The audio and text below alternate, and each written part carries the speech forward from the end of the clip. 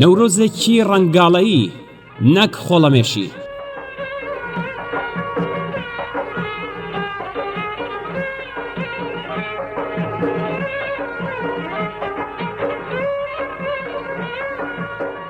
بەهار هێمای ژیانەوە و بوژانەوەی سروشتە و بە باوەشێک پڕ لە گوڵە ڕەنگینەکانەوە بەرەو ڕوومان دێت.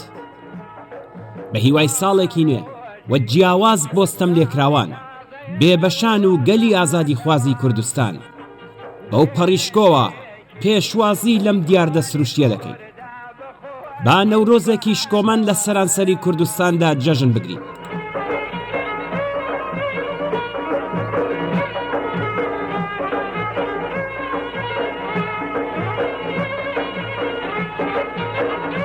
لەم ڕۆژەدا جلی ڕەنگاوڕەنگ لەبەر دەکەین و بە شادمانی خۆمان تابلۆیەکی پڕشەنگداری شۆڕشی ژن ژیان ئازادی دەنەخشێنین.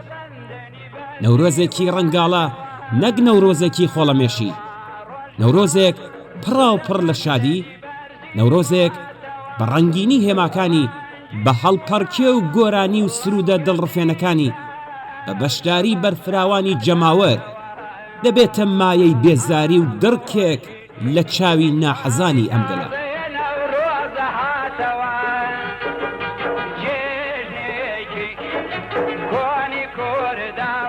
هەر ئەم جۆرە هەڵوێستەیەکە دەبێتە مایەی ئاسوودەیی و دڵنەوایی بنەماڵەی گیانبەختکردوانی شۆڕشی ژینا، شۆڕشی ژن ژیان ئازادی، چونکە ئەمە هەمان ئەو شتەیە کە ئازیزانی ئەوان دەیانەویست.